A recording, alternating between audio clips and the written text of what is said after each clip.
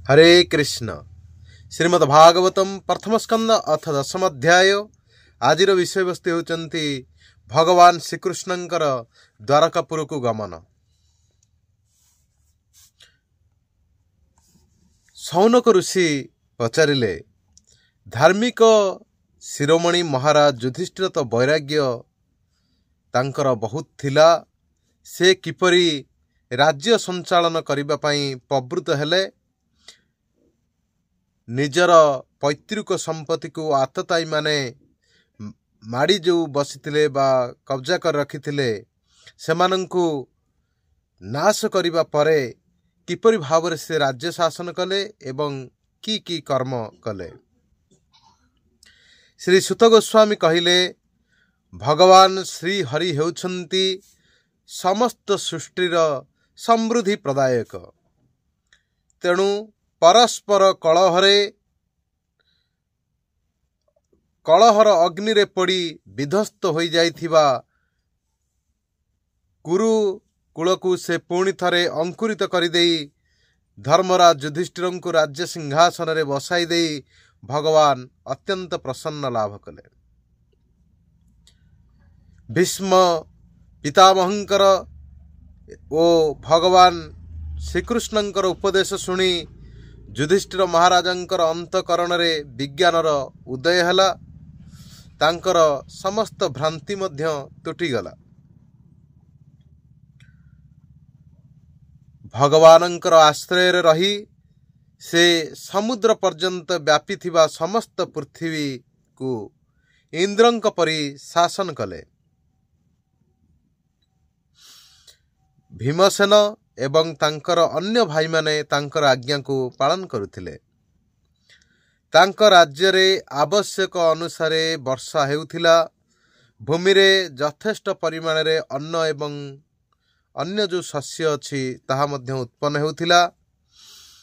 बड़ बड़ पन्हा थिबा दुधियाली गाई माने मध्य प्रचुर परिमाण रे दुग्ध प्रदान करुथिले। नदी, समुद्र, पर्वत, वनस्पति, लता, कृषि क्षेत्र रे औषधि तथा धान, गहम आदि तृण माने प्रजा मानकु ऋतु समय रे यथेष्ट परिमाण रे आवश्यकीय द्रव्य प्रदान करुथिले। अजात शत्रु महाराज युधिष्ठिरंकर राज्य रे कौनसी प्राणी को केबे मध्य आदि व्याधि अथवा आदि भौतिक, आदि दैविक एवं आध्यात्मिक क्लेश मध्य हेउ नथिला। बंधु मानंकर शोक दूर करिबा निमंते एवं भौणी सुभद्रांकर आनंद वर्धन निमंते भगवान कृष्ण किछि दिन हस्तिनापुर रे मध्य रहिले। शेषरे जेतबेले से द्वारका जिबा पई राजा युधिष्ठिर को अनुमति मागिले सेतबेले से भगवानंकर विच्छेद सहिबाकू असमर्थ होई मध्य तांको हृदय रे लगाई स्वीकृति प्रदान कले एवं तांकर समवयस्क बंधु माने भगवान श्रीकृष्ण को आलिंगन कले एवं कनिष्ठ माने भगवान को प्रणाम जणाइले। भगवान रथरे बसी जिबारु सुभद्रा, द्रौपदी, कुंती, उत्तरा, गांधारी, धृतराष्ट्र, जुजुत्सु, कृपाचार्य, नकुल, सहदेव, भीमसेन तथा धौम्य तथा सत्यवती आदि नारी माने मध्य मूर्छित हेला परि होई गले। केही भी सारंग पाणी भगवान श्रीकृष्णंकर विरह को सही पारिले नाही। सत्संग द्वारा दुसंगरु विमुक्त होइथिबा विचारशील पुरुष जो भगवानंकर मधुर लीलार जसगान थरे मात्र श्रवण कले ताहाको आउ परित्याग करि पारंदे नाही। प्रत्येक रूपे से भगवान को दर्शन एवं स्पर्शन करी तांका सहित आलाप आलोचना करी तथा तांका सहित शयन, उपवेशन और भोजन करी जो मानंकर हृदय तांका पाखरे संपूर्ण रूपे समर्पित होइथिला सेही पांडव माने किपरि बा सेही विच्छेद को सह्य करि परिथान्ते। सेमानंकर चित कृष्णमय होई जाई थाए। सेमाने समस्ते भगवान श्रीकृष्ण को निर्मिशेष नयन रे चाहि रही थांती। स्नेह बंधन रे बांधी होइथिबारु सेमाने समस्ते आतुर और व्यस्त होई भगवानंकर पछे पछे चलुथंती। भगवान श्रीकृष्ण नरु बाहरिबा समय तांकर बंधु पत्नी मानंकर नयन उत्कंठा वशत अश्रु छल छल होईगला। किंतु यात्रा आरंभ समय अश्रु झराइबा अशुभकर हेबो बोली भय करी सेमाने बड़ कष्टरे अश्रु को संभाली रखिले। भगवानंकर प्रस्थान समय मृदंग शंख भेरी तोरी बीणा ढोल सिंगा नागरा घंट दुंदुभि आदि वाद्य मध्य बाजी उठिला। भगवान को दर्शन करने आशारे कुरुवंशर नारी माने अट्टालिका उपरे चढ़ीगले एवं प्रेम और लज्जा मृदुहास युक्त नयन रे चाहि रही भगवान को ऊपर को पुष्पवृष्टि करने को लगिले। सेही समय भगवानंकर प्रिय सखा कुंचित केश अर्जुन श्रीकृष्ण शिरो उपरे मोतीर झालर लगी श्वेत छत्र टेकी धरिले। सेही छत्रटी रत्न निर्मित होइतिला। उद्धव एवं सात्यकी भगवान श्रीकृष्णंकर दुई पार्श्वर रही अति सुंदर भाव चामर ढालिले। बाटरे चतुर्दिगरु श्रीकृष्ण उपरे पुष्पवृष्टि होता है। फल से दृश्य बड़ मनोहर होता है। विभिन्न स्थान रे ब्राह्मण माने श्रीकृष्ण को करुथिले आशीर्वाद करुथिले। सही आशावाणी वास्तव में सगुण भगवानंकर मध्य अनुरूप होइतिला। कारण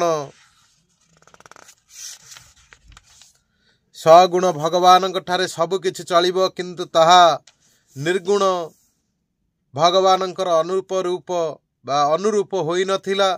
कारण तांको ठारे कौनसी प्राकृत गुणर अवकाश नहीं। हस्तिनापुरर कुलिना रमणी मानंकर चित्त तो सदा सर्वदा भगवान श्रीकृष्ण ठारे लागी रहिथिला। सेमाने निज निज मध्यरे कुहाकुई हेउथिले।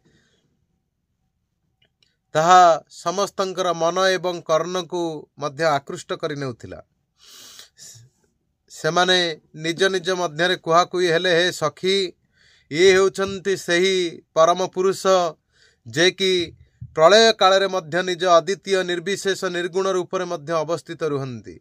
सेतबळे यही सृष्टिर मूल त्रिगुण मध्य रुहे नहीं। जीव माने यही जगदात्मा ईश्वरंक ठारे लीन होई जानती। महत तत्वादि समस्त शक्ति सेमानंकर कारण अव्यक्त रे शयन करंती। यही निजर काल रूपा शक्ति को प्रेरित करी निजे ही निजर अंशीभूत जीव मानंकु एवं सेमानंकु मोहित करिथिबा माया को मध्य प्रकटित करंती, जहार कौनसी नाम एवं रूप मध्य नहीं।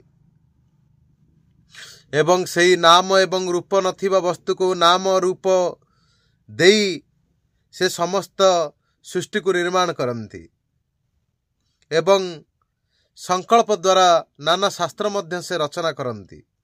हे सखी ए हेउछंती सेही परम ब्रह्म परमात्मा, जहांकर साक्षात टिके पाइबा पाई जोगीजन समस्त इंद्रिय मानकु वश करी प्राणायाम द्वारा प्राण को संयत करी ध्यान करंती बा साधना करंती।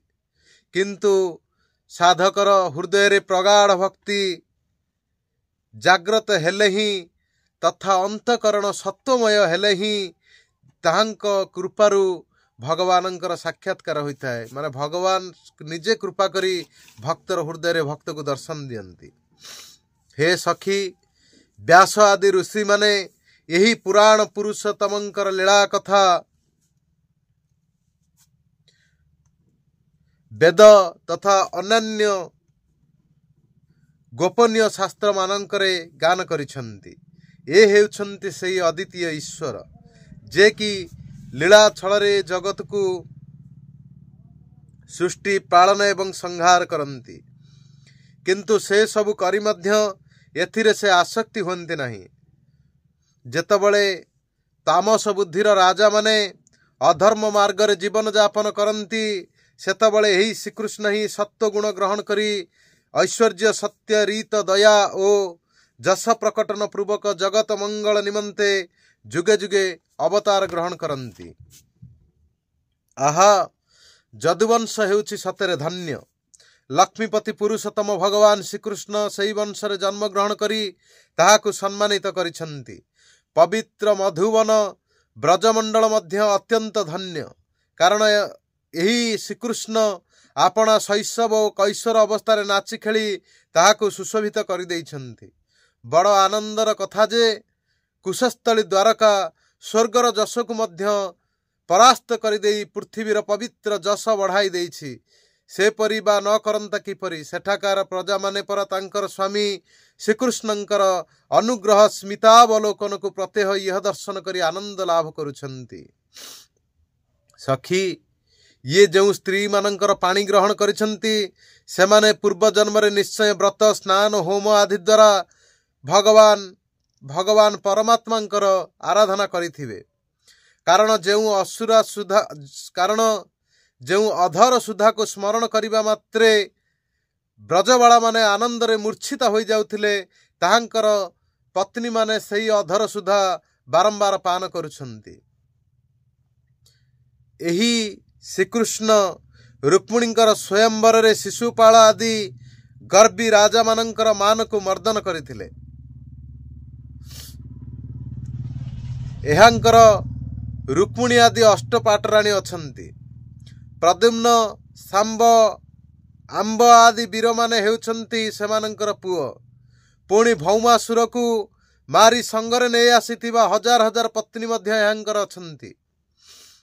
सतरे सेही राणी माने हेउछन्ति धन्य, कारण जो नारी जन्म ए जन्म रे पतिव्रता स्वतंत्रता नहीं, सेमाने से भली नारी जन्म को पवित्र एवं उज्जवल कर दैछन्ति। जो मानंकर स्वामी हेउछन्ति साक्षात कमल नयन भगवान श्रीकृष्ण, ता सेमानंकर महिमा किए बा वर्णना करि परिबो। सेमानंकर स्वामी नाना प्रकार प्रिय कर्म करी तथा पारिजातादि प्रिय वस्तु उपहार देई सेमानंकर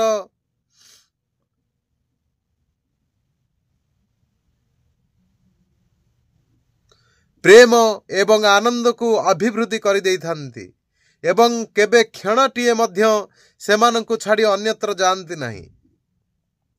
हस्तिनापुरर कुलंगना माने एपरि कथोपकथन करुथिबा बेले भगवान श्रीकृष्ण मंद मंद हसी प्रेमपूर्ण नयन रे सेमानंकु अभिनंदन जणाई सेठारु विदाय नेले।